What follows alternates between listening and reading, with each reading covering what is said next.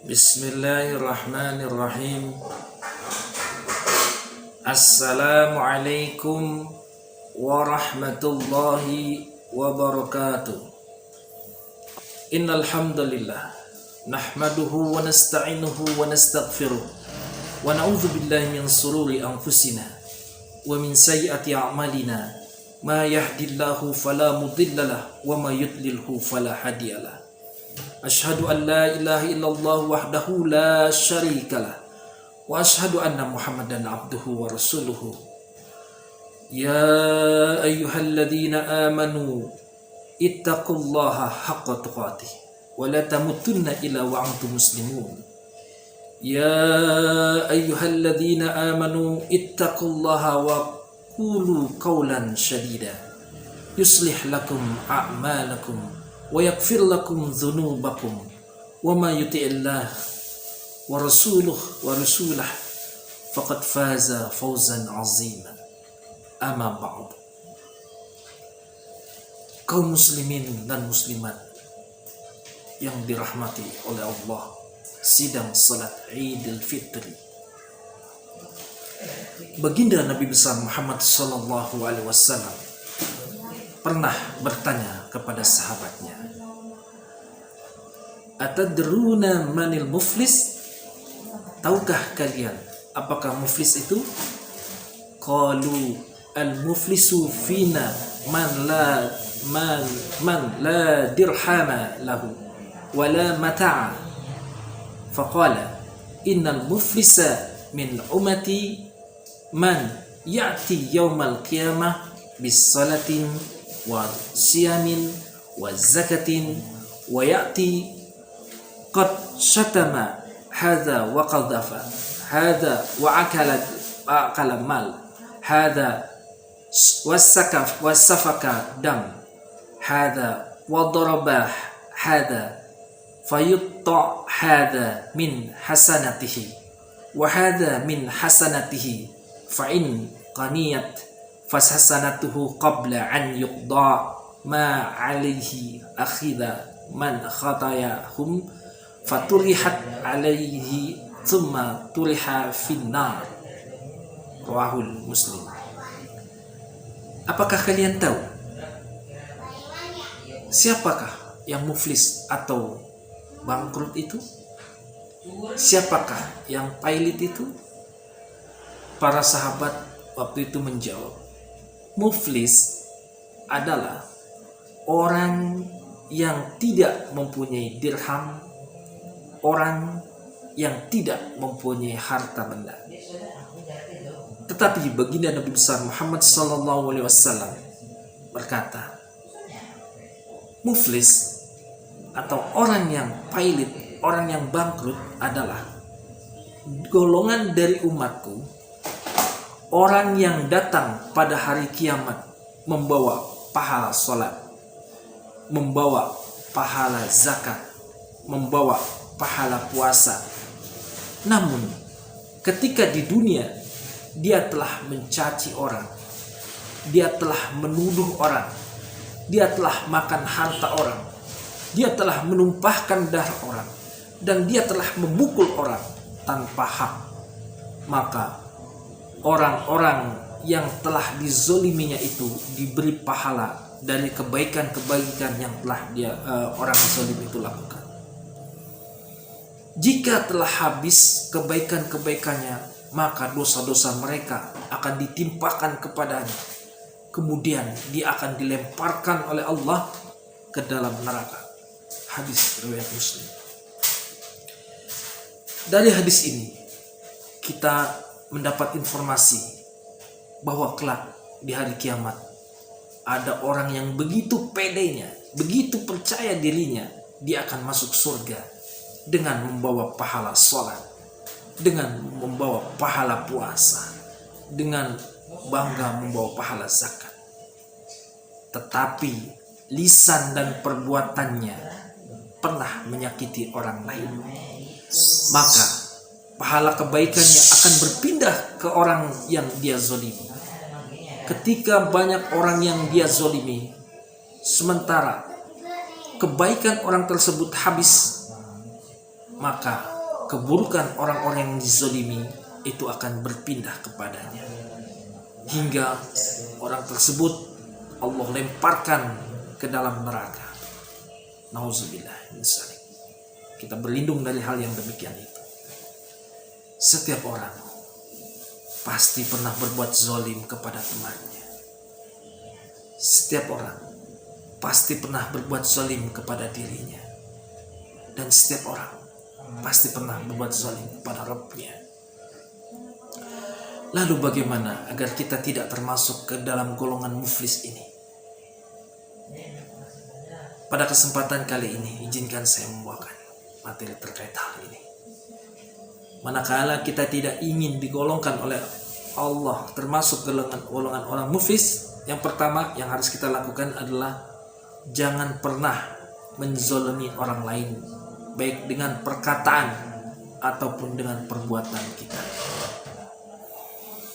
Ada hadis yang diriwayatkan oleh muttafaqun alaih an Ibnu Umar radhiyallahu anhuma qala Rasulullah sallallahu alaihi wasallam az-zulmu zulumati yaumal qiyamah. Dari Ibnu Umar radhiyallahu anhuma, semoga Allah meridhai keduanya, dia berkata, baginda Rasulullah sallallahu alaihi wasallam bersabda, kezaliman adalah kegelapan yang berlipat-lipat di hari kiamat. Muttafaqun alaih. Ada hadis lain mengatakan, hadasana Abu Dawud qala hadasana Ar-Rabi an Yazid an Anas qala Rasulullah sallallahu alaihi wasallam az-zulmu salasatun fazulmun la yatrukuhu Allah wa zulmun yughfaru wa zulmun la yughfaru fa amma zulmun alladhi la yughfaru fa syirku la yughfiru Allah wa amma zulmun alladhi yughfaru fa zulmul abdi fima bainahu wa baina rabbih wa amma alladhi la yutraku fa qassu wallahu ba'duhum min ba'di. Berkata kepada kami Abu Daud, berkata pada kami Ar-Rabi dari Yazid dari Anas, katanya, bersabda baginda Rasulullah sallallahu alaihi wasallam, kezaliman ada 3. Kezaliman yang tidak akan Allah biarkan, kedua kezaliman yang akan diampuni, dan ketiga kezaliman yang tidak akan diampuni. Kezaliman yang tidak akan diampuni adalah kezaliman berupa kesyirikan. Allah tidak akan mengampuni. Kemudian kezaliman yang Allah ampuni adalah kezaliman seorang hamba kepada Rabbnya, atau dikenal dengan perbuatan maksiat. Seorang hamba manakala berbuat maksiat pada Allah, dia bertobat dengan sungguh-sungguh, maka Allah yang mempunyai sifat Ghafurur Rahim, Maha Pengampun, lagi Maha Bijaksana, insya Allah akan mengampuni. Sedangkan kezaliman yang tidak akan Allah biarkan adalah kezaliman sesama manusia. Maksudnya, Allah Ta'ala akan memberikan balasan yang setimpal bagi pelakunya. Hal ini berdasarkan hadis riwayat Abdul Razzaq dalam Al-Musannaf nomor 2276 dari Qatadah atau Al-Hasan dari Al-Bazzar nomor hadis 2493. Hadis ini hasan. Kemudian lihat Sahih Kunuz As-Sunnah An-Nabawiyah jilid 1 halaman 101, dan lihat juga Sahihul Jami' hadis nomor 3961. Lalu bagaimana agar kita bisa terhindar atau lebih hati-hati lagi terhadap kezaliman, karena balasannya sangat berat, lempar ke neraka, nauzubillah. Agar diri kita terhindar dari atau lebih waspada lagi, lebih hati-hati lagi terhadap kezaliman yang kita lakukan, kita bisa belajar dari papan dan paku. Bagaimana maksudnya? Dapat saudara praktekkan, ambil papan, ambil 5 paku. Setiap saudara berkata tidak baik, berkata kasar, menyinggung orang, memukul orang, menyikut orang, ambil, itu perbuatan tidak baik. Ambil paku, tancepin ke papan. Ambil paku, tancepin ke papan. Sampai 5 paku itu tertancap di papan. Sesudah tertancap di papan, paku-paku itu dicabut pakai tangan dengan istighfar. Astaghfirullahaladzim, astaghfirullahaladzim, astaghfirullahaladzim. Cabut. Sekarang coba saksikan papan tersebut. Apakah kondisi papan sama seperti semula sebelum kena paku? Atau berbekas paku itu? Tentu kita akan menemukan bekas paku itu tertancap, dan menghilangkannya itu susah. Begitulah hati manusia. Jika sudah terluka oleh perkataan, jika sudah terluka oleh perbuatan orang lain, begitu berbekas di hatinya dan sulit untuk dihilangkan. Walaupun mungkin lisannya sudah mengatakan, "Loh, kamu sudah saya maafkan." Tetapi hati orang, siapa yang tahu? Kalau orang ini atau orang yang dizolimi tersebut menuntut keadilan pada Allah di akhirat kelak, maka habislah sudah orang yang telah berbuat zalim tersebut di mata Allah. Allah akan murka kepadanya. Apalagi jika orang yang dizolimannya itu lebih dari satu. Allah amat murka, sehingga orang tersebut dilemparkan Allah ke dalam neraka. Nauzubillah.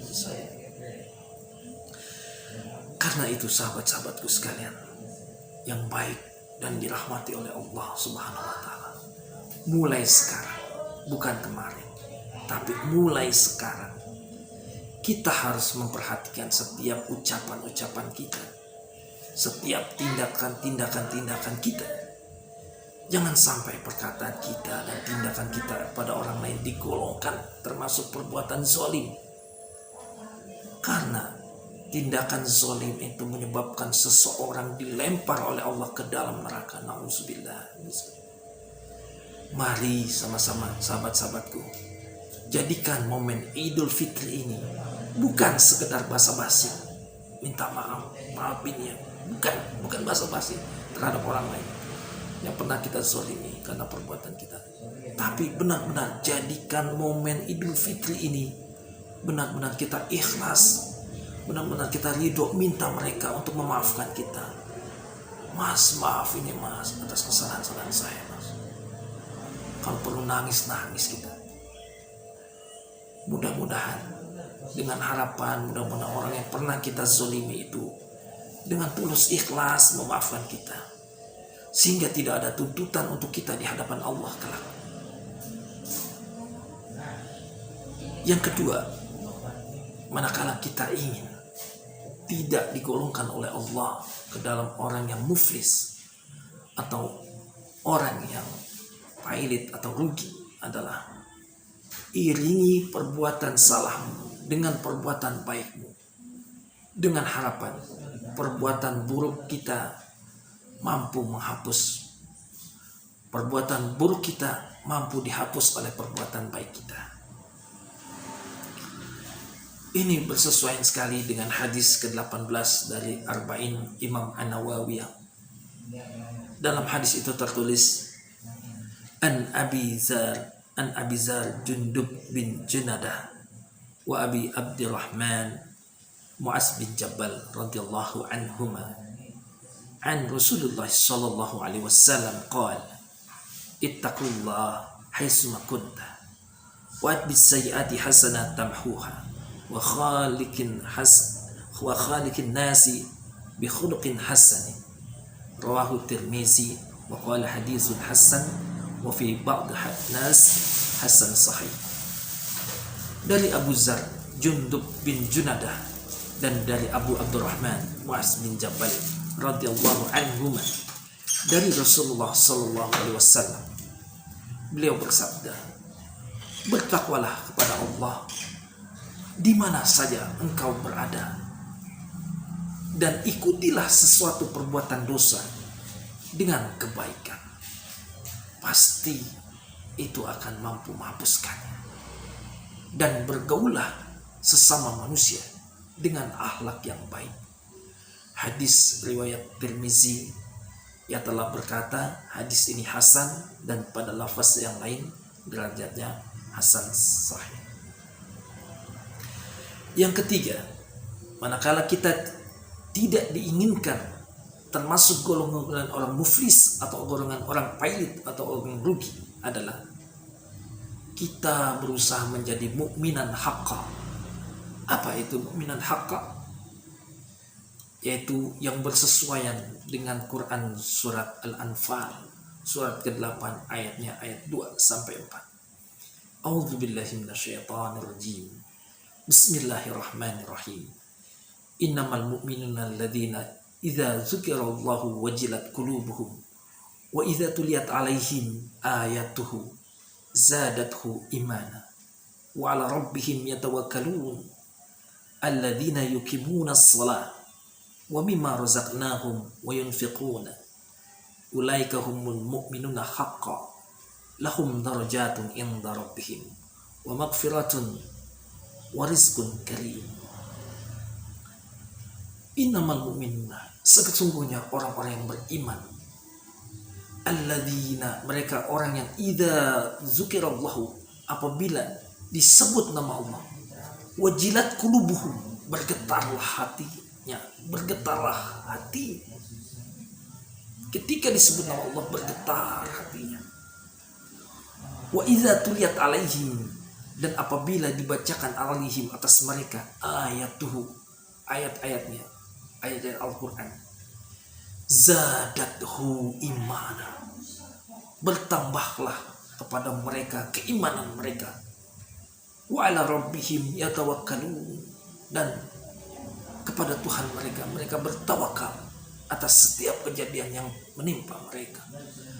Alladzina yuqimuna shalah, mereka yang mendirikan salat.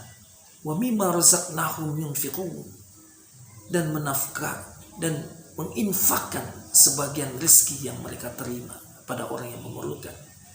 Ulaika humul mu'minuna haqqan, mereka itulah orang-orang yang mukminnya haqqan, orang yang mukmin sebenar-benarnya.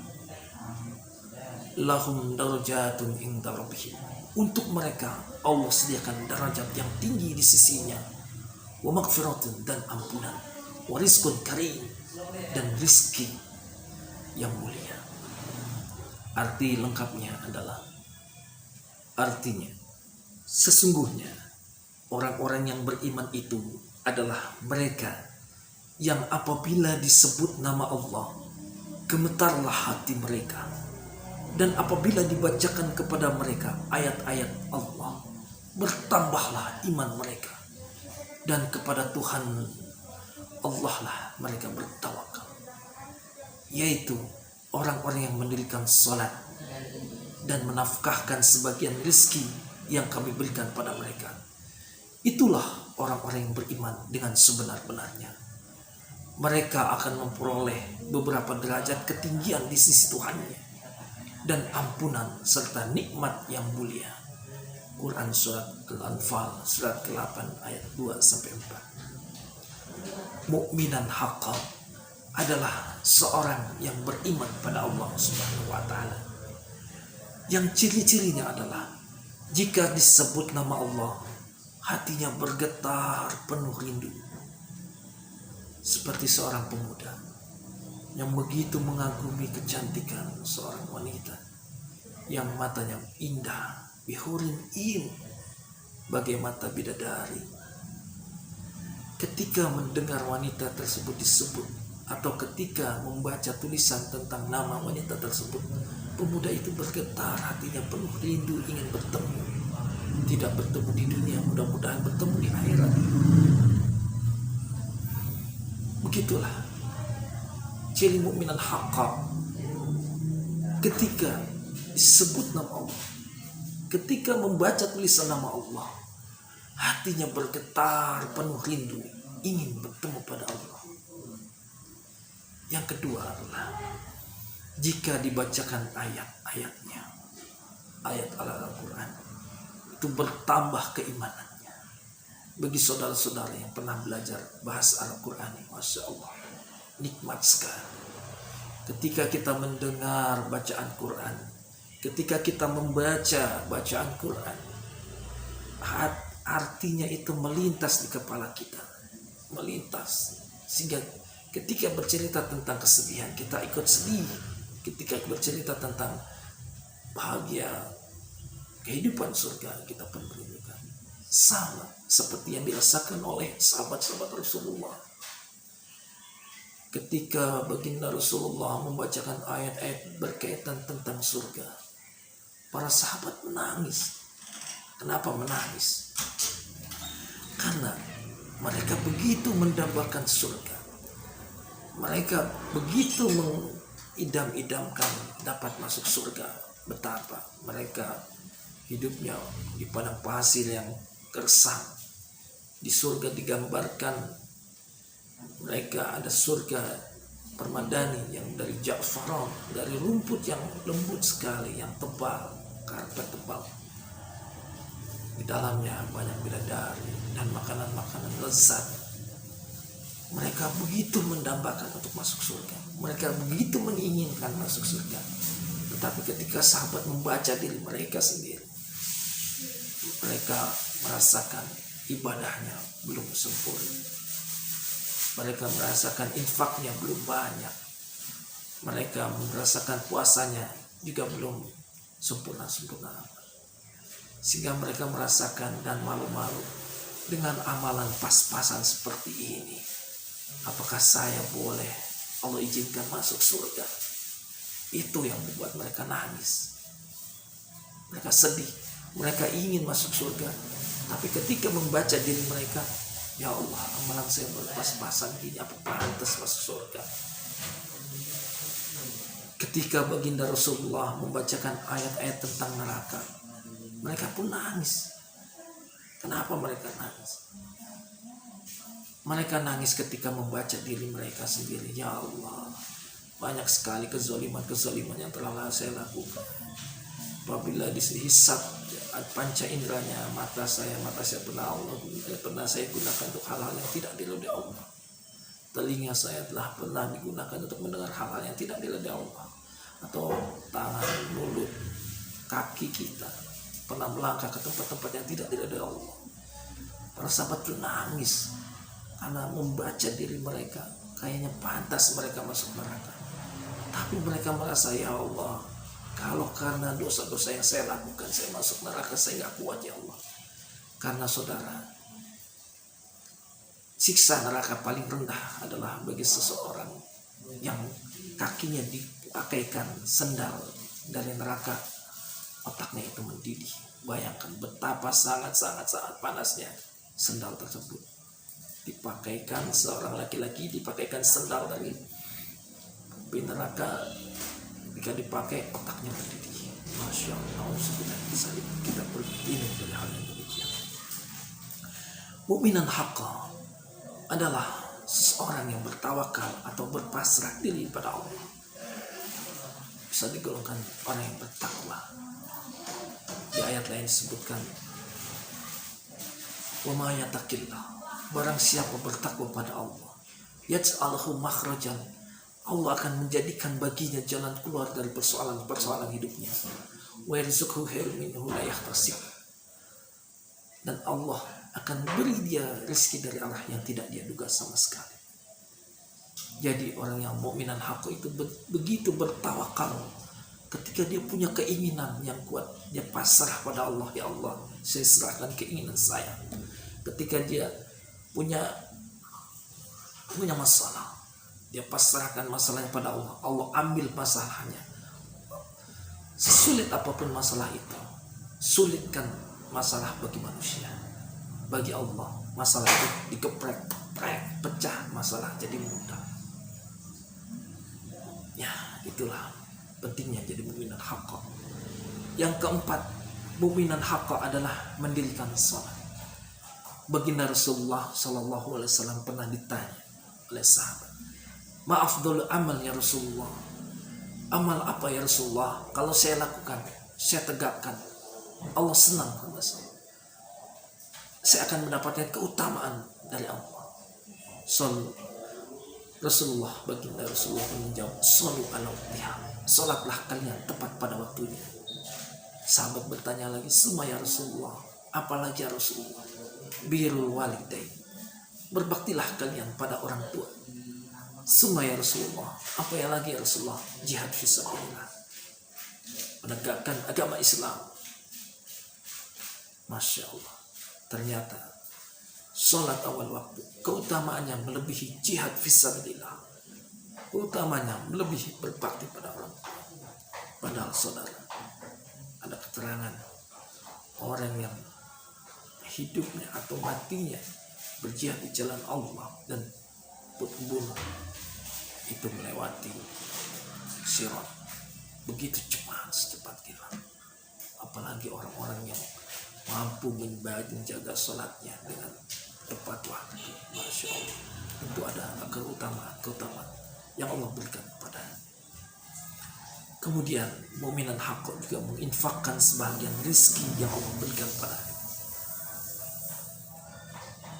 Dia menjadikan hartanya dalam genggamannya, dalam hati, tidak dalam hatinya.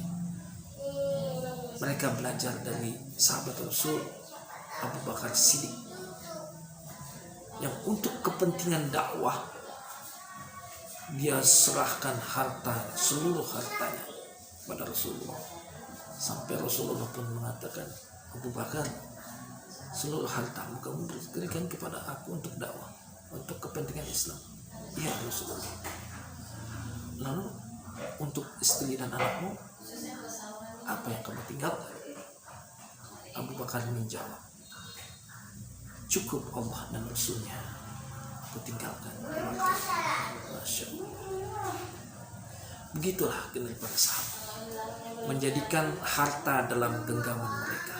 Ketika ada orang perlu dikasih, tidak menjadikan harta di hati mereka. Kalau harta sudah di hati, ada orang perlu, berat ngasihnya. Ada orang perlu, aduh sayang, saya bekerja berat, kok ada orang minta dikasih. Tapi untuk orang yang biasa bersedekah, ketika ajal menjemput, bismillah, insya Allah orang tersebut akan mendapatkan husnul khotimah, karena dia biasa melepaskan hal-hal yang dia miliki. Sampai mungkin terakhir yang dia miliki adalah ruhnya, maka ketika lepas, dia lepas aja.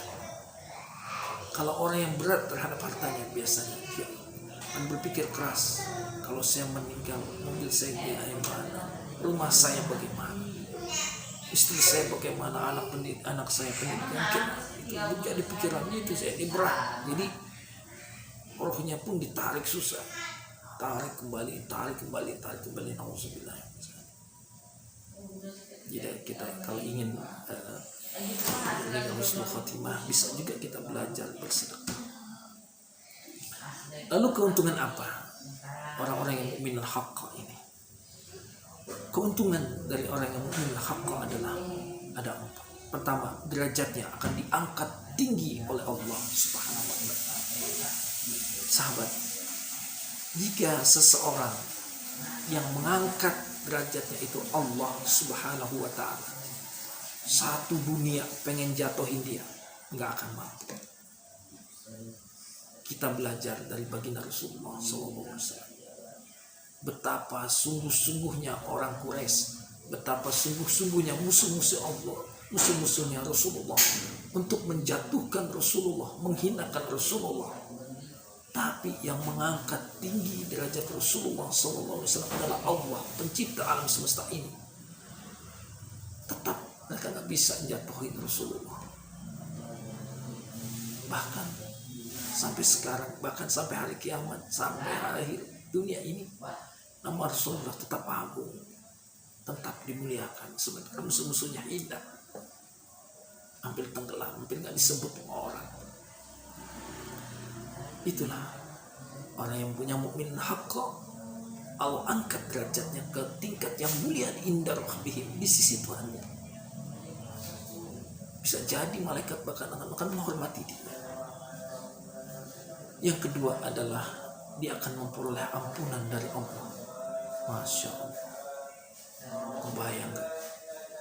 Kalau perempuan dari haid pertama sampai dia meninggal mendapatkan ampunan dari Allah, 0 dosanya. Peluang wanita itu masuk surga itu besar sekali. Atau membayang gak seorang laki-laki sejak ihtilam atau sejak mimpi basah pertama sampai dia meninggal itu diampuni dosanya Allah, kan berarti 0. Masya Allah. Allah Ghafurur Rahim, Allah Maha Pengampun. Jika Allah menghendaki seorang hamba diampuni dosanya oleh Allah, seluruh dosa-dosanya, itu tidak mustahil, saudaraku. Walaupun memang orang yang mempunyai sifat maksum, orang yang kalau berbuat salah itu sudah diampuni oleh Allah adalah baginda Rasulullah. Baginda Rasulullah yang sudah dapat jaminan aja dosa-dosanya, kalau dia melakukan dosa diampuni. Beliau sehari semalam istighfarnya 70 kali, bahkan ada riwayat mengatakan 100 kali. Apalagi kita yang gak ada jaminan dari Allah dosa-dosa kita diampuni, seharusnya kita melazimkan, membiasakan istighfar ya 100 kali seperti itu, bahkan mungkin seharusnya lebih. Yang kedua,